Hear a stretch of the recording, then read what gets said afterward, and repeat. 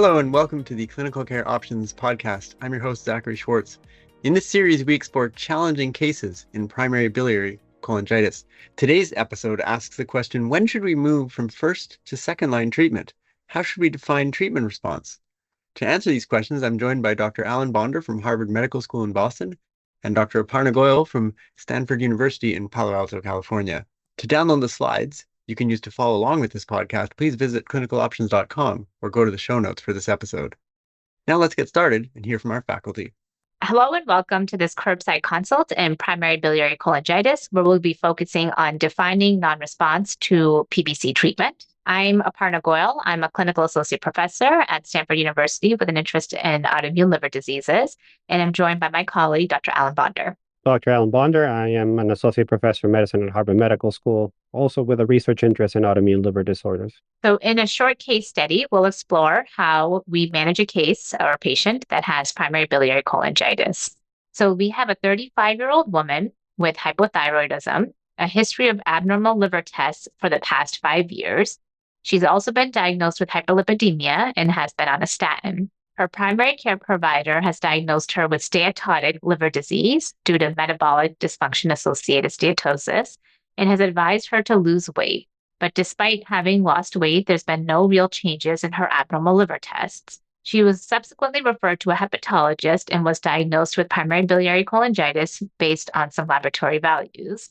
After her diagnosis of PBC, she was started on appropriate weight-based ursodiol with 15 milligrams per kilogram per day. When you look at the laboratory values that are presented, before she initiated ursodiol, her bilirubin was 1, her AST and her ALT were in the 30s, her alkaline phosphatase was 350, so the pattern of abnormality that we see here is predominantly cholestatic.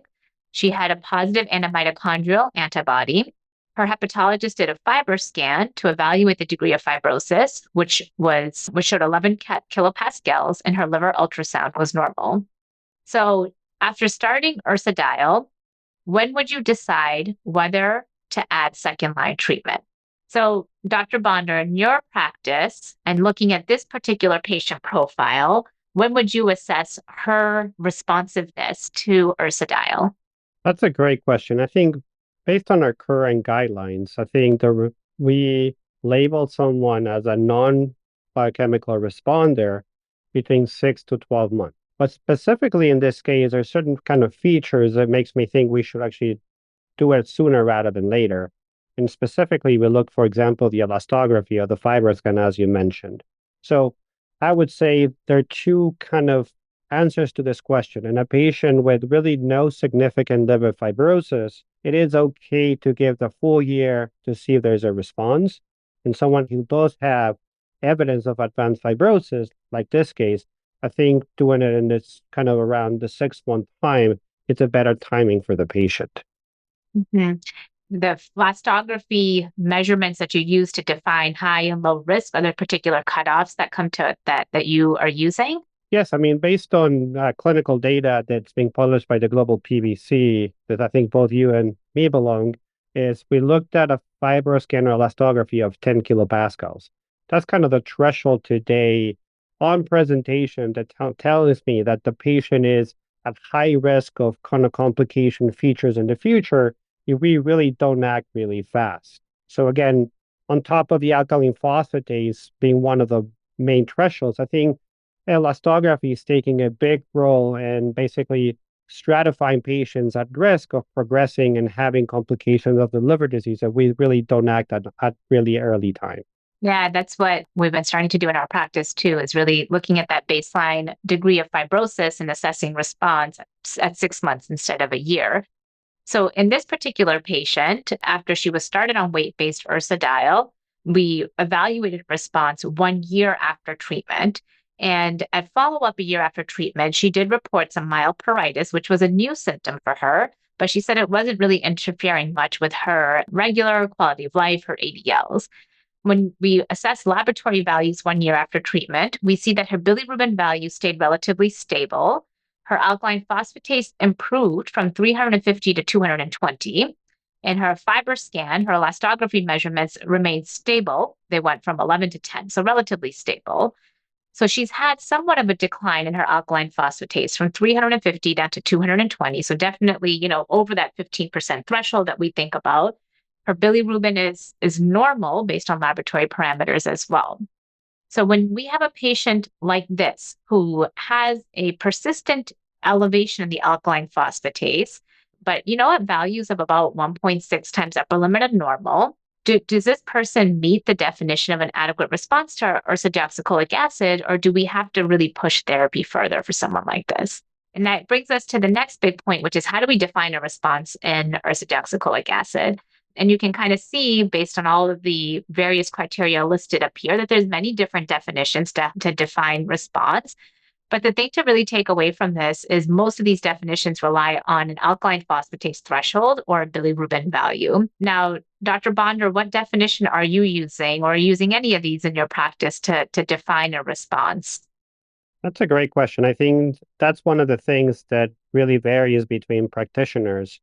Personally, I think maybe you're the same. I think the POIs have become kind of the gold standard that every clinical trial has been using to really label patients as responder.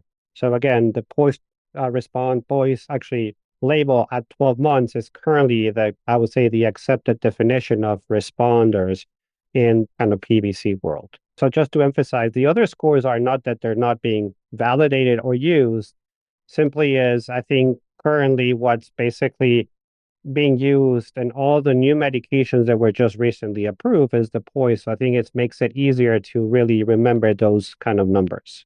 Right. In order to start second line therapy in somebody that has, an incomplete response to ursodiol, you really define incomplete based on what the FDA has used to approve our second line therapy options, which is at 1.67 times upper limit of normal.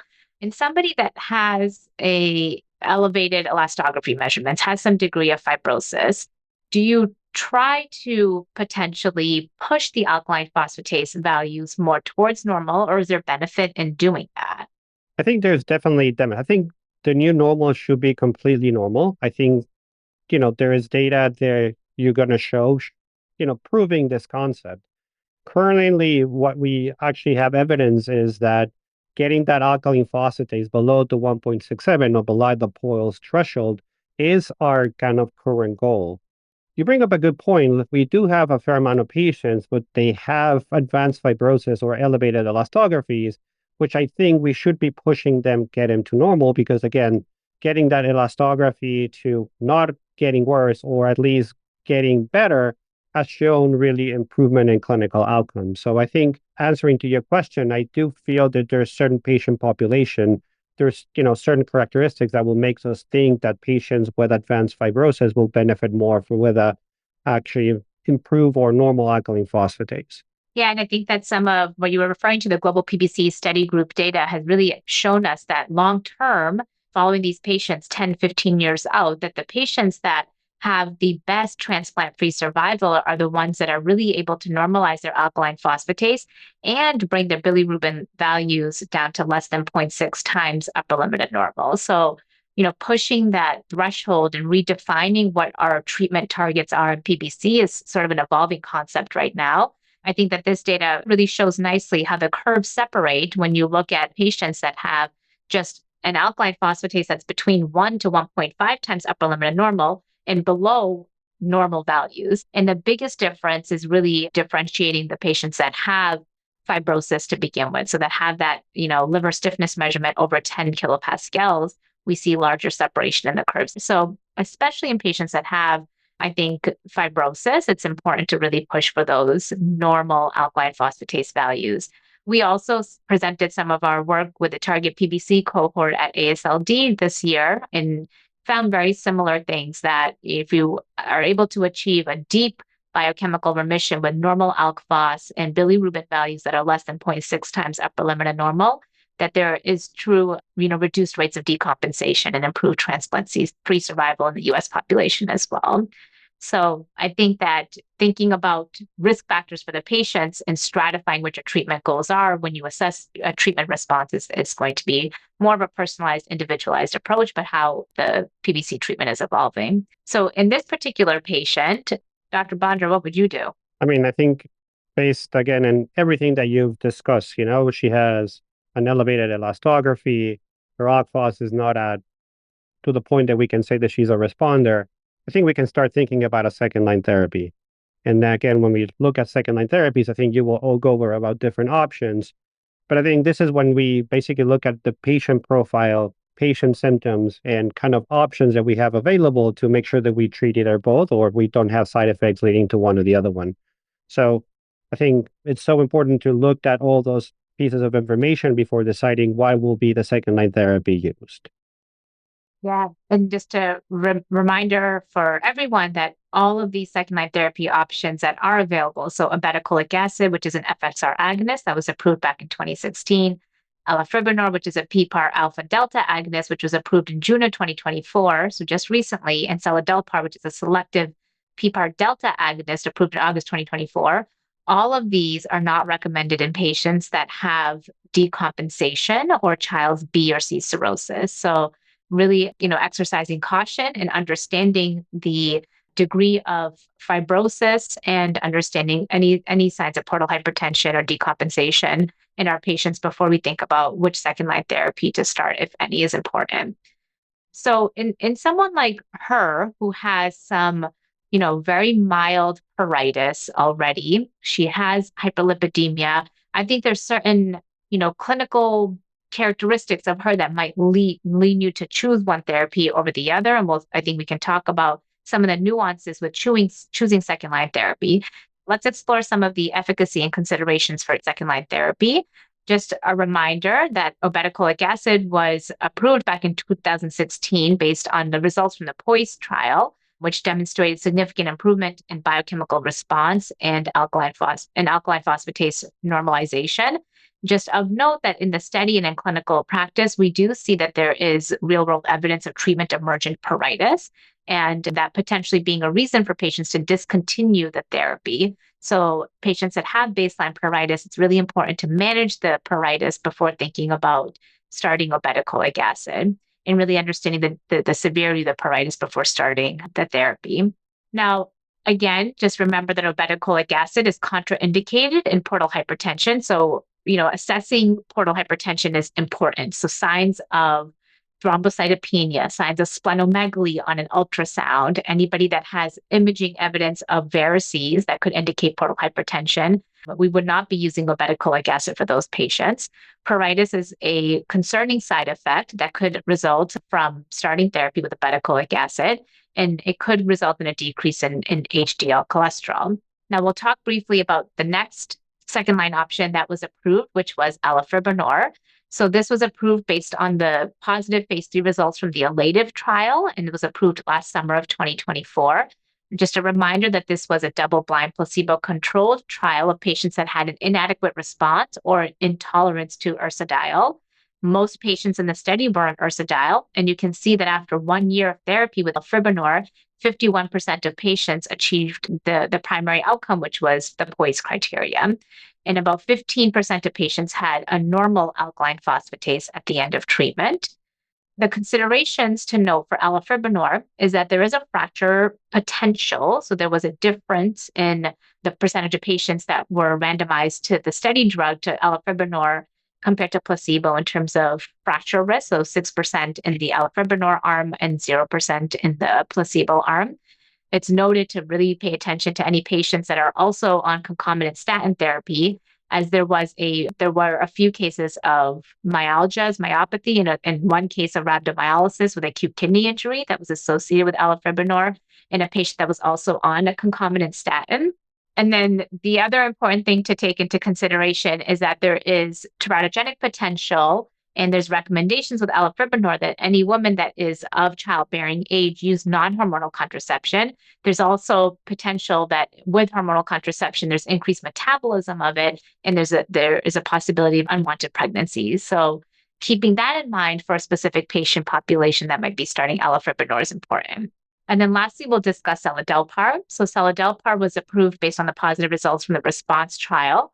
This was similar inclusion criteria for seladelpar as there was for the ELATIVE study with elafibranor.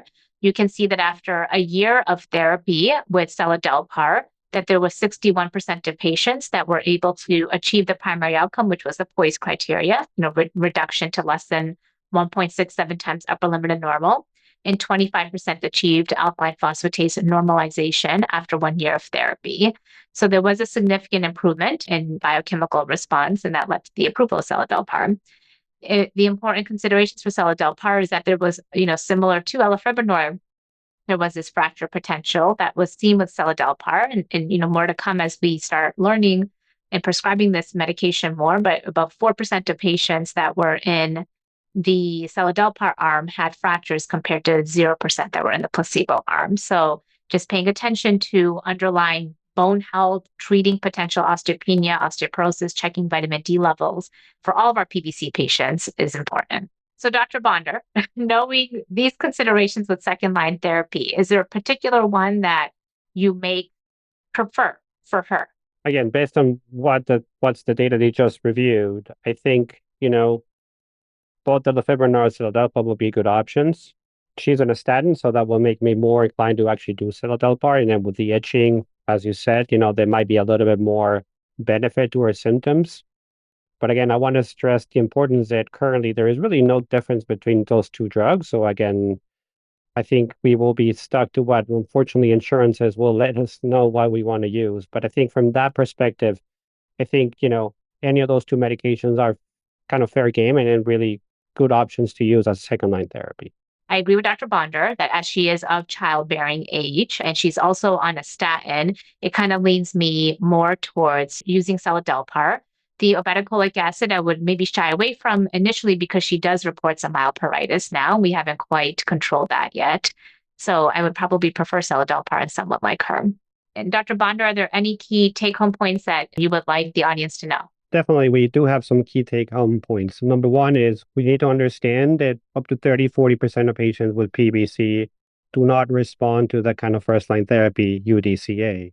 In those cases, non-response means not achieving an alkaline phosphatase less than 1.67, or as you said, the POISE data. The third one I want to make and emphasize is the use of elastography or FibroScan as kind of staging and also following the degree of fibrosis over time, which have been shown to be a key factor in managing patients with PBC. The fourth case take-home point is we do have good approved second-line therapies. We discussed the FXR agonist, we discussed the PPAR agonist, we discussed the pros, the risks, the benefits, as well as their side effects.